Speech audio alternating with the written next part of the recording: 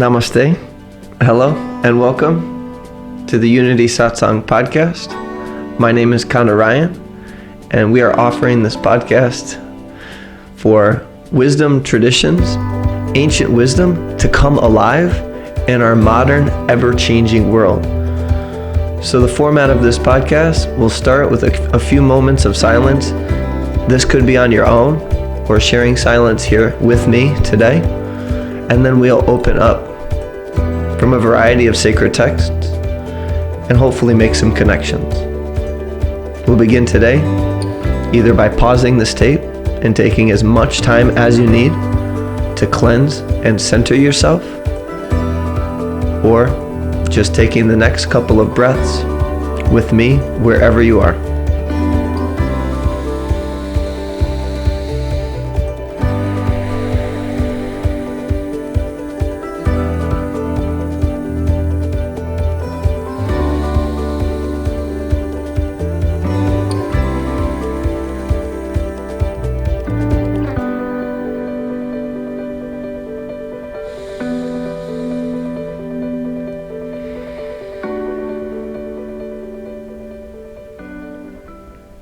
Welcome back. We'll begin today by opening from the Bhagavad Gita. Divination style reading is where we turn to a page and together we trust that whatever page we open to is exactly what we need to hear in any given moment. The Yoga of Mysticism. Since you accept me and do not question, now I shall tell you the innermost secret, knowledge of God, which is nearer than knowing, open vision, direct and instant.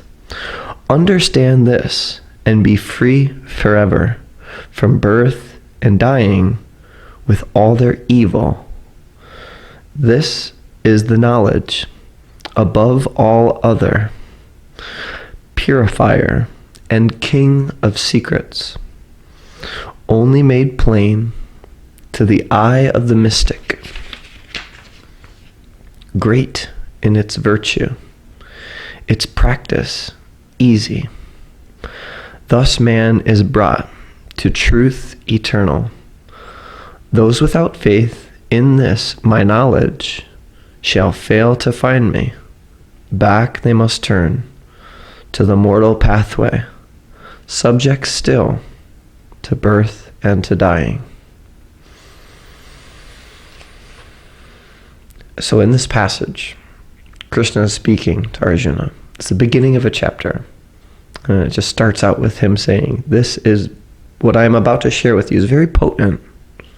One of the innermost secrets. And only made clear to the eye of the mystic. The eye of the mystic. That is worth spending time with on its own. And I would encourage those who are maybe curious about what it means to be a mystic to really explore that word for themselves. I think coming up with a definition here and just blurting that out would not do it the justice that it deserves for each individual. So it is coming. Whatever Krishna is to share is right upon us. So I will continue. The entire universe is pervaded by me in that eternal form of mine, which is not manifest to the senses. Just alone in that first sentence, power-packed, right? A couple things. This entire universe is pervaded by me. Pervaded is to be made up of, or entirely, it's throughout. So the universe is made up through it. Krishna, or the spirit, is the makeup of the entire universe, everything we can perceive, and it says clearly with the senses. That eternal form of mine which is not manifest to the senses. So I stand corrected. Yes, it is all that we perceive with the senses, and also things that we cannot perceive using the senses as well. Although I am not within any creature, all creatures exist within me. I do not mean that they exist within me physically. That is my divine mystery. I'll read that again. Although I am not within any creature, all creatures exist within me. I do not mean that they exist within me physically. That is my divine mystery. You must try to understand its nature. My being sustains all creatures and brings them to birth, but has no physical contact with them. This is that connection that he speaks of being beyond the senses. Right? Yes, the universe is made up of spirit, or made up of a greater force than we can understand with our senses. And yes, we can experience a certain extent of that with what we have, our sense of taste, our sense of smell, our sense of touch, eyes, ears. We can perceive only but a fraction. So this mystery that is made clear to the eye of the mystic is getting at something that is beyond the senses, beyond what I can perceive with my five senses or what have you. It's a psychic ability, or something tapping into something greater as far as perception. And we can carry this with us, whether it's deep in the heart of our meditation practice, or if we develop enough time and enough effort in that space, we become able to see it everywhere, or in maybe more ordinary, call them ordinary situations, we can perceive perhaps more fully what is there and what it has to offer in terms of the spirit.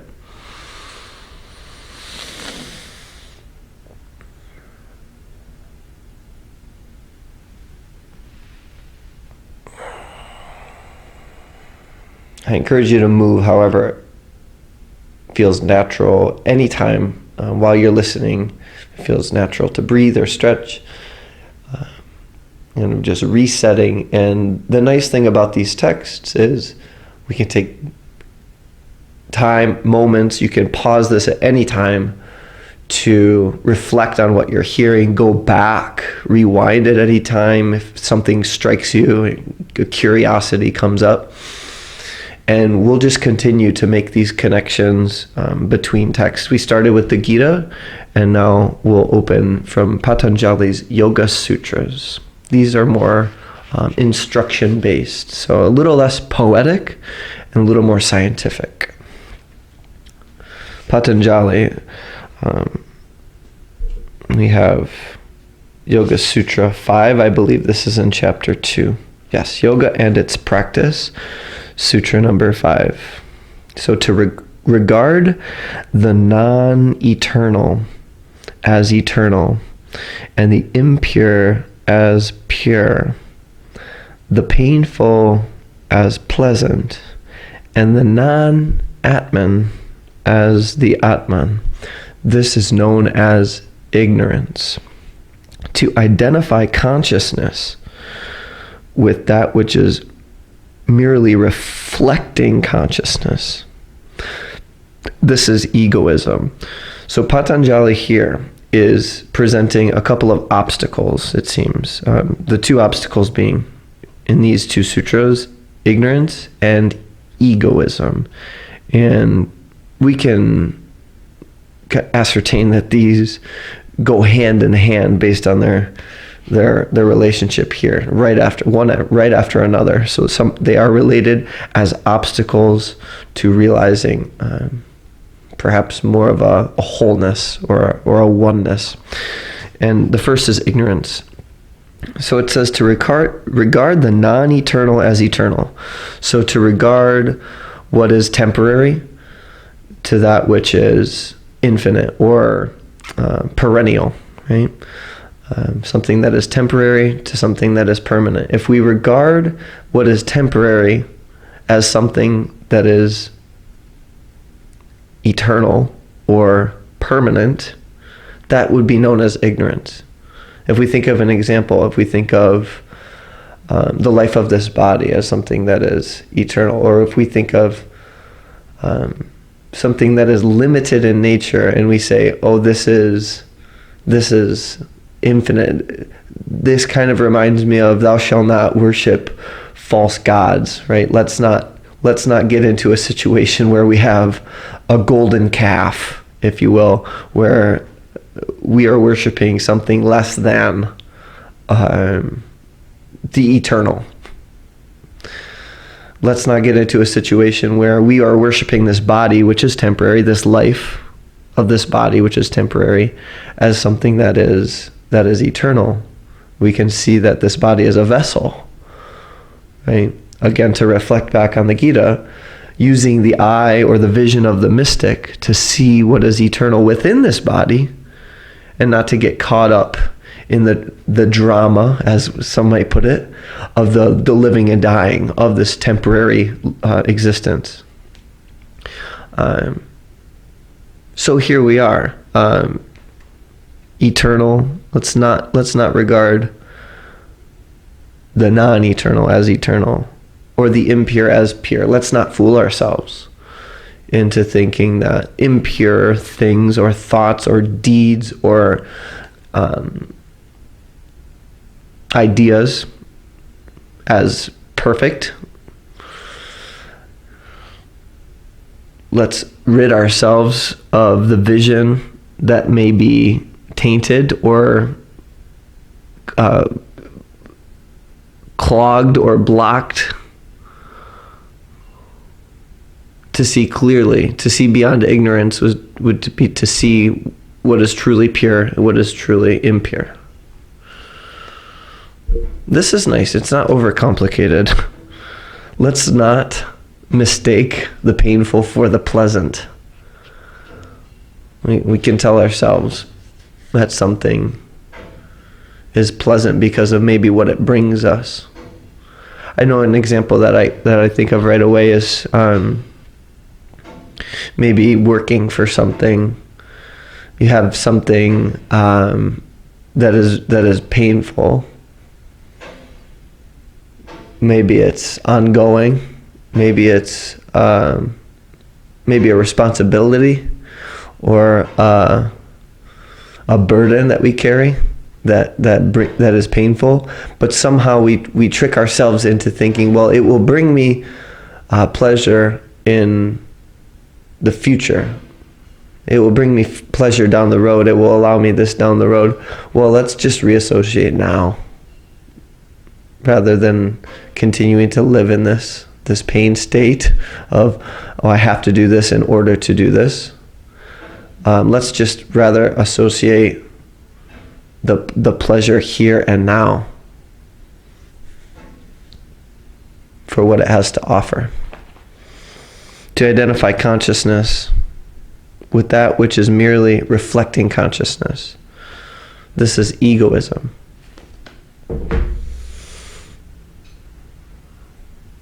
To think of the mind. To think of the mind as pure consciousness. Patanjali says, no, let's not think of the mind as pure consciousness. Let's think of the mind as something that reflects pure consciousness.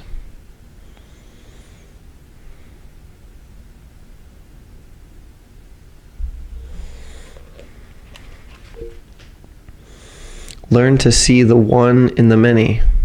The process of practicing and realizing this unity consists in seeing cause and effect as one and the same, in seeing the whole universe as an expression of God. The process of realizing unity in action consists of surrendering all words, deeds, and thoughts to Brahman, or God. This is the devotional approach. And so we're going straight from the scientific, breaking down one piece at a time: ignorance, egoism, making sure that we're seeing clearly, again to the Gita, with the eye of the mystic. And that might be something that we look further into today. You just start a Google search, start whatever is going to give you access to creating these definitions. What is a mystic? What does it mean to have the vision of a mystic? Right? This devotional approach just plows straight into it, into what this may look like from a much wider lens, if you will. So again, learn to see the one in the many. The process of practicing and realizing this unity consists of seeing cause and effect as one and the same, and seeing the whole universe as an expression of God. The process of realizing unity in action consists in surrendering all words, deeds, and thoughts to Brahman. Brahman being God in the Hindu tradition. So this is the Srimad Bhagavatam, translates to the wisdom of God. Learn to see the one in the many. This will be the last passage for today. Learn to see the one in the many. Right? And learn to practice this. The best way is to sit, perhaps getting a copy of these texts in one way or another, sitting with them, sitting with the teaching, and allowing it to go beyond the mind, to sit deeper than the intellect. You see, we read these things, we can entertain them with the intellect, we can perhaps even feel into how they land in the heart, and then allow that heart space, or allow the deeper aspect of ourselves to absorb what is being read, or what is being quote unquote understood. And going from understood or understanding to realization, embodying these truths from ancient wisdom, inviting these truths into our hearts, and in turn inviting these truths into our daily lives, so that we can, as Gandhi would say, be the change that we wish to see in the world. You can just take a moment and maybe a couple of breaths to embrace perhaps some new ideas, or embrace how this feels as it lands in the body, as it lands in your mind, and as it lands deep within the center or lotus of the heart.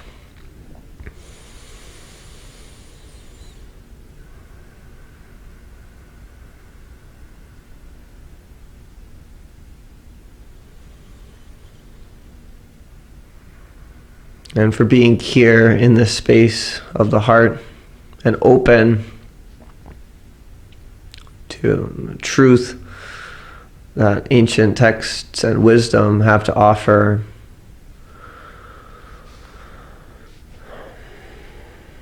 I bow with reverence for you and your practice.